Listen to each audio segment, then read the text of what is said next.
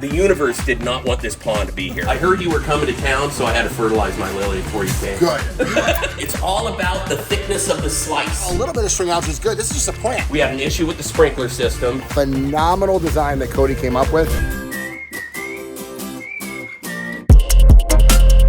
I'm Greg Wittstock, the Pond Guy. This is my channel, Greg Wittstock, the Pond Guy, and it's all about showcasing how people all over, including Broken Arrow. Yes, Broken Arrow. My first time ever to Broken Arrow, Oklahoma with Cody Gilstrap, River Rock Water Gardens. Let's check out another beautiful Aquascape ecosystem water feature.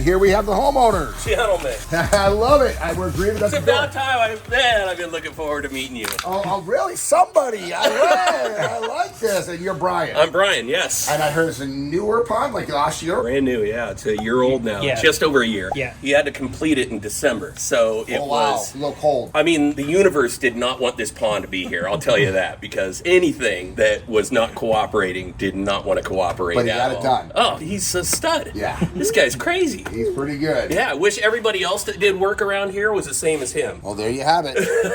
Did you move here from California? We did. Did you build the house? The house was built in 2022, so we Oh. moved into it brand new. Yeah. And it was just grass. This is my wife, Gayleen. Hi, Galen, the Pond Guy, Greg. Yes. Thanks for having Yeah. us out. Oh, So absolutely. funny. Thanks for coming. So as you can see, this is the best part. From the view from Oh, inside. it's incredible. Are you a gardener? Yes. Kind of. Yeah. Well, she is. Beautiful. Okay. Isn't that great? From the kitchen counter, it's just spectacular view. Gorgeous, gorgeous, gorgeous. And you got some goldfish out there, huh? We do. We got some koi now, too. Oh, I love how it comes right up here. Should this get built at the same time, the patio? No, it was after. After Cody had finished, we had this all installed. I love the patio. Thank you, yes. That was my whole kind of idea. When I explained it to Cody, I told him kind of what I wanted to do was to bring the patio right up to the water and flawlessly. I mean, this guy's vision was just incredible. So the patio was done after the pond.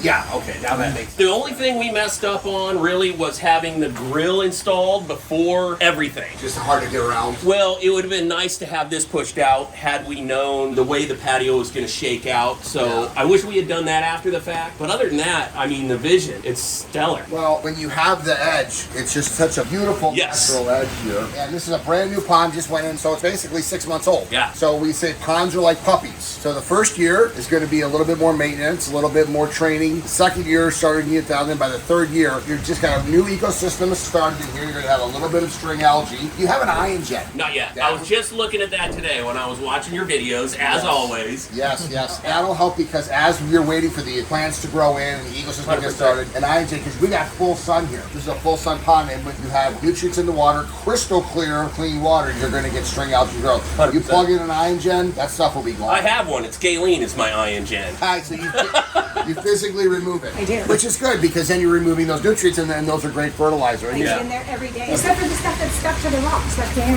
yeah, just get an ion gen. In fact, listen, this is cool. For you hosting us out here, we will send you an ion gen, and even you can put it in. All you gotta do is take it out of the box, put the probe in, it's done. Even you sure I can do that?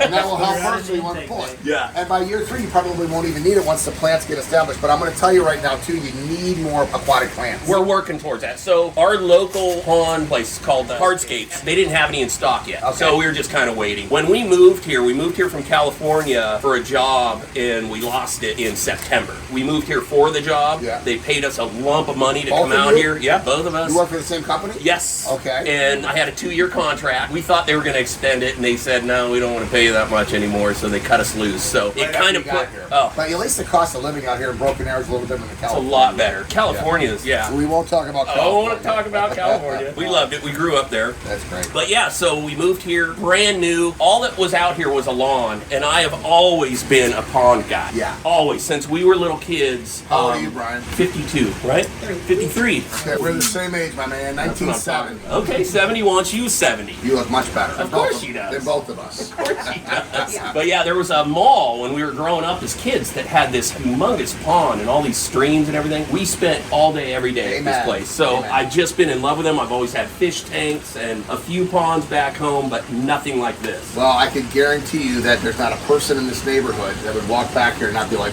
what? I know, they do. Yeah.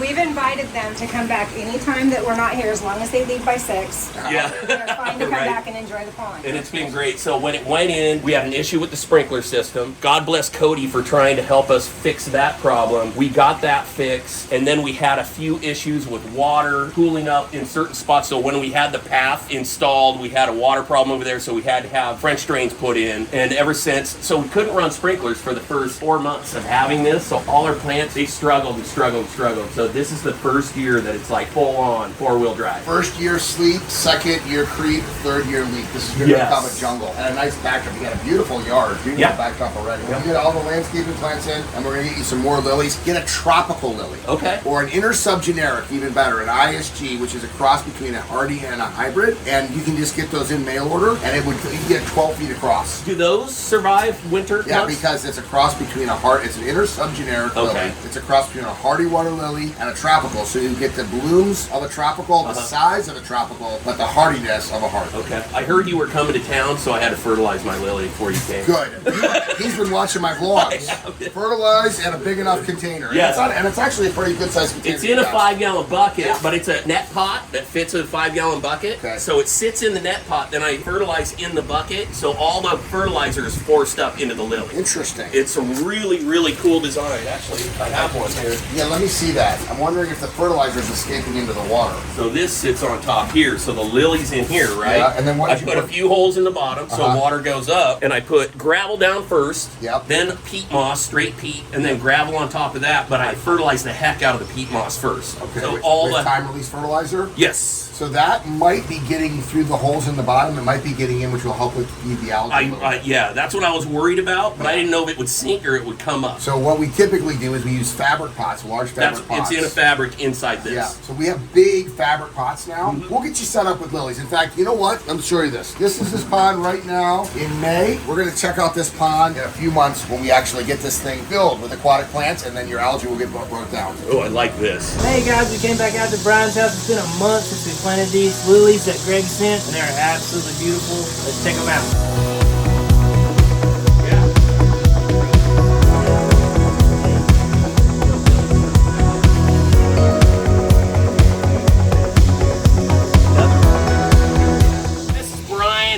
Pond. I gotta tell you, Greg and the guys came out here, planted up some brand new lilies. Holy cow, they've tripled in size in the last 4 weeks. These things are killer, and there's more coming up. Too bad it's too late in the day to see the lotus flowers. We love lotus flowers. But anyway, shout out to Cody and River Rock Water Gardens, and hey man, we'll see you guys soon. So we've got a roughly, from this edge to the far edge of the pond, we've got a roughly 30 foot by 16 foot on this edge here. Recreation pond, it's 4 foot deep to go straight down off the deck. We've got lights core drilled into this wall here. They brought their patio right up to. We've got 2 jets, one down at the bottom pushing, you can see one pushing right there. Got a 2500 series biofalls and 8x11 constructed wetland filter up there, and then we've got a 14 block intake bay right here, so we're pulling roughly close to 14,000 gallons per hour and split between the biofalls and the constructed wetland filter and the jets. So really cool project. We got about 35 tons of boulders in this, and it's absolutely pristine, crystal clear. Got a little bit of an algae bloom from the warm weather and all the rain we've been getting, but other than that, the water is absolutely perfect and the fish are loving it. So we did this project a little over a year ago,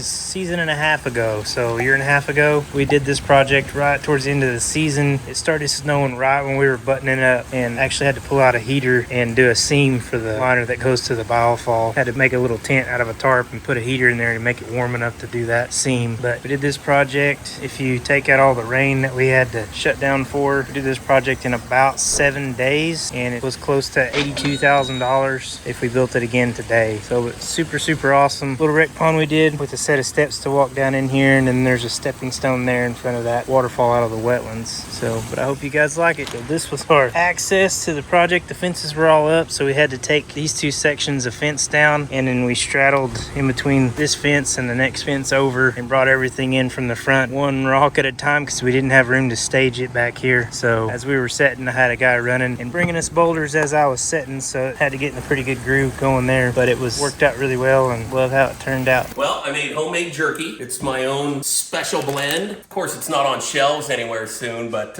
we take a lot of time. It's all about the thickness of the slice. If you slice it just right, there's nowhere for the flavor to hide. I love it. And speaking of flavor, you yeah. also make your own hot sauce, huh? Yeah. What else am I going to do with my time? Well, hang around in a pond all day? Disc golf.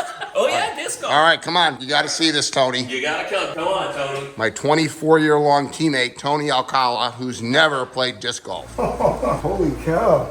Yeah. So back home, I belong to a disc golf club called Par Infinity. Shout out Par Infinity. But anyway, I've been a collector of discs, trophies, everything for ages and ages. And Avengers stuff. Oh yeah, and I'm a superhero nerd. That is really cool. I love seeing people and their hobbies. All right, let's get a disc, and Tony and I are going to have a competition. All right, let's go. I've got some out there right now. Let's go. this. Now make sure you give me a putter here. Okay, right? here's 2 putters. Okay. I won't know the the long difference. distance one. All right, we'll see what happens here. Oh, he's got the curve. That's pretty good.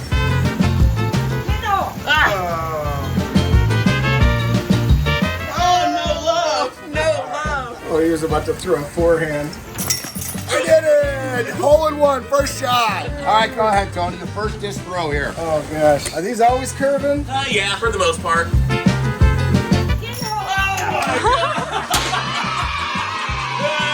That's pretty impressive. That's what 6 years older will do for you. That's I'm it. going to see how you invented your own little system here. So explain exactly what you Yeah, okay.